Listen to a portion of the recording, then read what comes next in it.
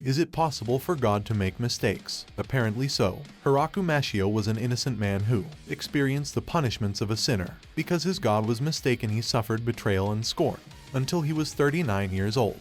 That's when he died due to a terminal disease. A sad story, isn't it? But God wanted to pay for this mistake by giving Hiraku the chance to live in another life with a body full of health, and some other wish he might want too. And what could be better than being a farmer? Yes, even God was surprised. He didn't want to be a model or a multimillionaire or anything like that. Just a simple farmer who, with the help of the goddess of agriculture, was able to realize his dream and to facilitate his new life with an omnipotent tool. Hiraku woke up in the middle of a forest. The first thing he did was to observe his surroundings and, not finding a river, he dug deep enough to find a water source. The risk of getting lost was always present, so he chose a large tree as his home and landmark. Like every beginning, the protagonist had a hard time building his first house, but having his divine tool, he was never tired. This tool even worked as a weapon when defending himself against a wild rabbit monster of that world. At least for one day, the farmer was able to guarantee his food with the improvised hunt. However, the priority was agriculture. Hiraku noticed that simply by imagining the harvest and plowing the land, it was enough for the first sprouts to start growing.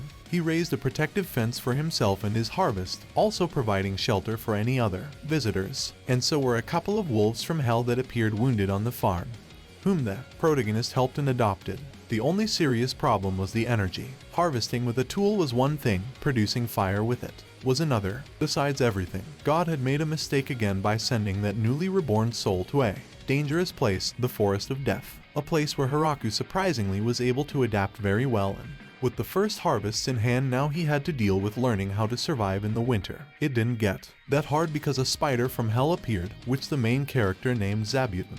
By the way, he named the wolves Kuro and Yuki, the last one being female as well as the spider. Each of them had their own offspring. With the help of Zabuton's spider webs, he endured the winter in peace. When the season had passed, the puppies were now all wolves who left the farm to look for mates and later returned to increase the family. Just like the spider, who was not only in charge of watching over the farm but also over her little ones who, once they grew up, they left. Faced with all this, the protagonist felt alone, although for a very short time, because then a cute vampire appeared who the wolves cornered. This creature was named Lucy. Her girlish form grew once she sucked the protagonist's blood, but when she was attacked by wolves, she returned to her initial form.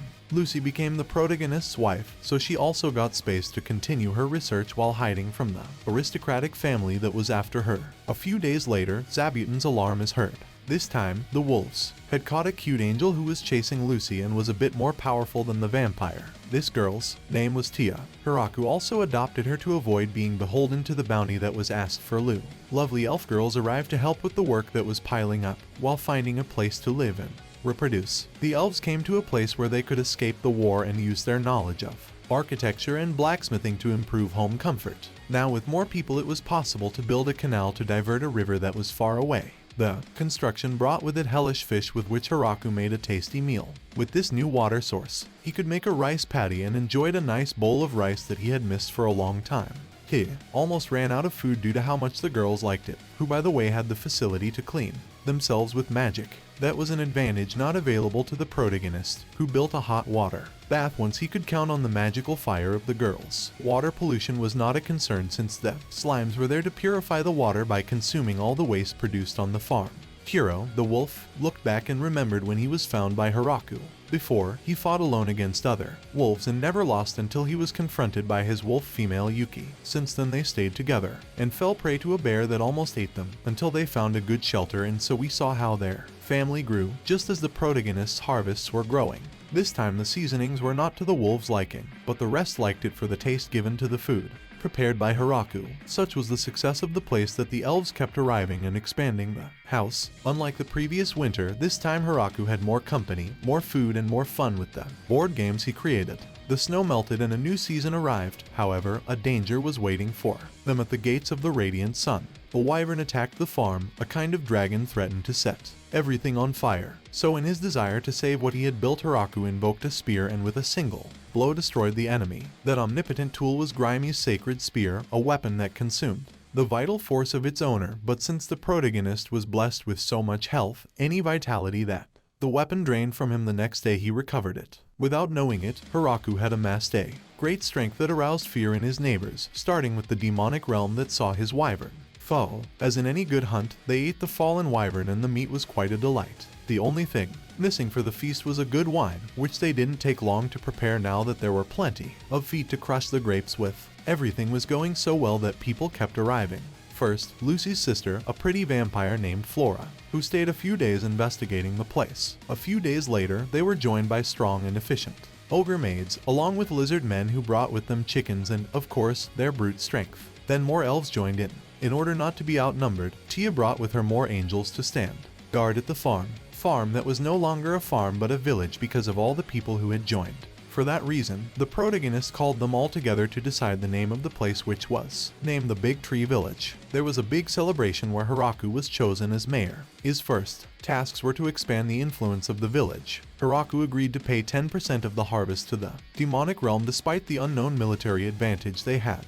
On the other hand, the great dragon, Drymer, visited them, and with the delights of the wine that the village had, the Dragon Kingdom established good diplomatic agreements. Also, a trade agreement was made with the beastmen, who were incorporated as part of the village's population. The only dilemma Hiraku had as mayor was the small proportion of men compared to women.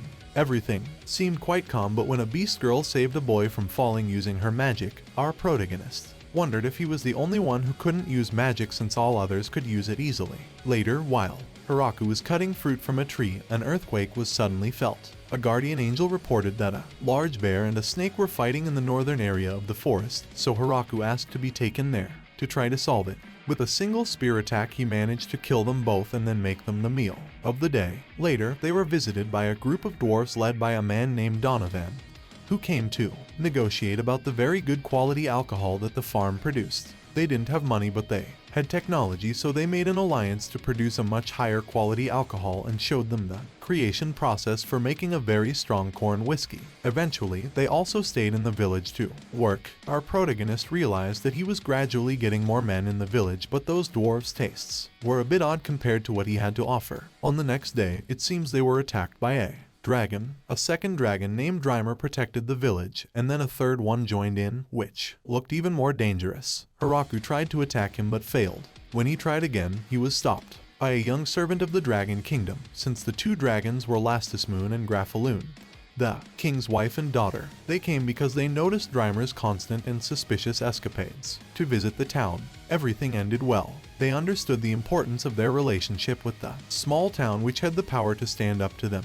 Hiraku's missed shot was actually Grafaloon's spider friend who saved her. For this reason, Lastismoon was given the mission to stay there for a while, in order to establish a much stronger relationship with the people. Hiraku craved some seafood and ordered it from the coastal city of the demonic realm.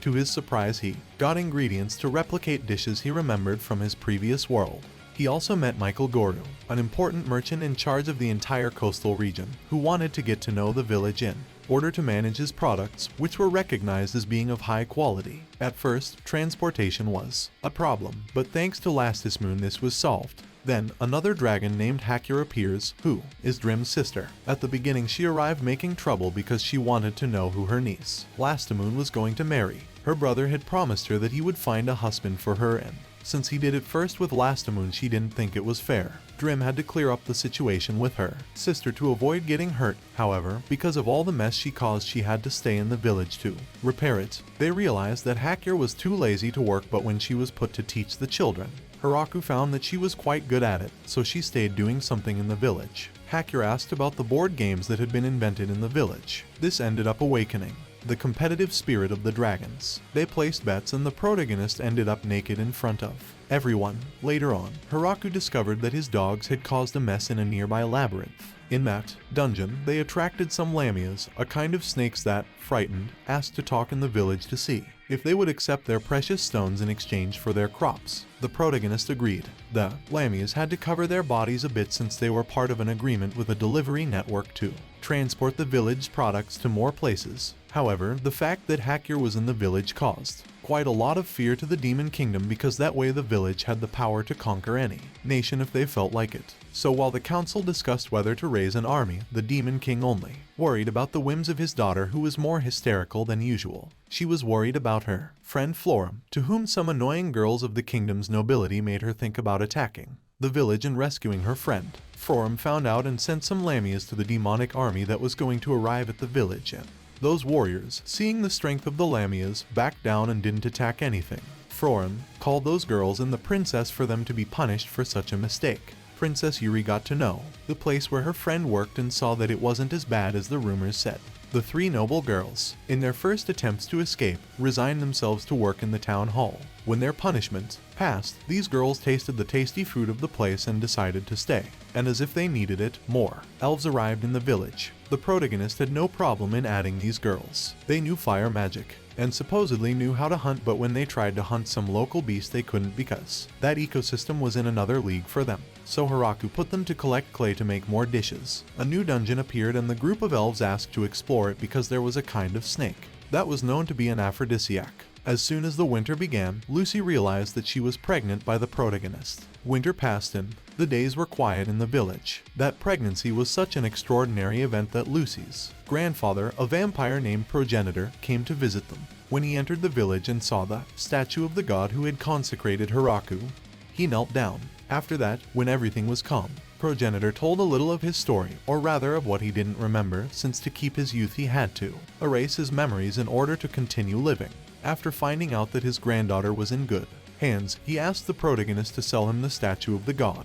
Hiraku refused to do it but offered to make a new one in exchange. When the sculpture was finished, he made this ancient vampire very happy, who said goodbye to the town, leaving him the blessing for his relationship with Lucy. Afterwards, he arrived at a temple where he placed the statue that surpassed those of other well-known artists, although in order to protect the privacy of the protagonist, no mention was made of him anywhere. Although Hiraku refused to receive a gift in return, he still received a piano as a gift from Progenitor. This aroused curiosity and fear in the other girls because although they wanted to play that piano, they were afraid of breaking it. Therefore, Hiraku ordered to buy more pianos for the others to practice with, even though they didn't let him sleep because they were practicing a lot. The magic moment arrived. Lucy received gifts and attention from everyone. She began to feel the contractions. Everyone went into action to welcome the mayor's son, and so a cute, healthy albino baby boy was born. Hiraku experienced something that in his past life he would have never imagined. He meditated on this in the place where he was the first time he arrived in that world.